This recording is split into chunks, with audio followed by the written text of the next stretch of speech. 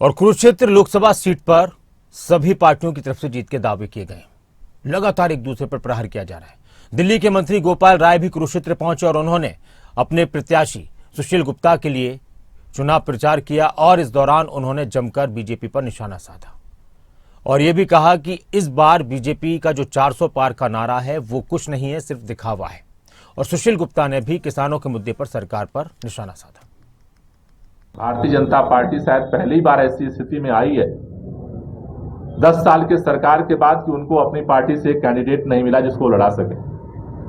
10 साल से लोग कह रहे हैं कि 14 के बाद जिंदल साहब इस कुरुक्षेत्र में नहीं दिखे। तो एक अजायब घर से जिंदल जी को पकड़ के ला करके जबरदस्ती चुनाव लड़ाने की मजबूरी में अगर भाजपा आई है तो मुझे लगता है कि डबल इंजन की सरकार की ये पूरी तरह से फेल्योर है, पूरी तरह से असफलता है।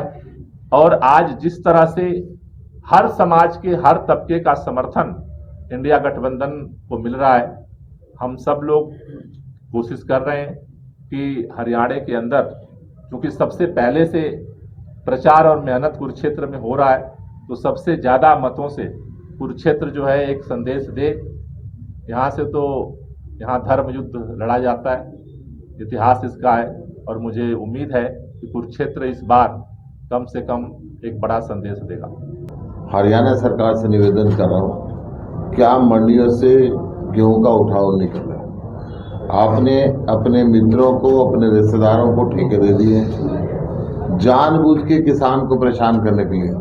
किसान आज मंडियां पूरी भरी पड़ी है, कट्टे लगे हुए हैं वहाँ पे।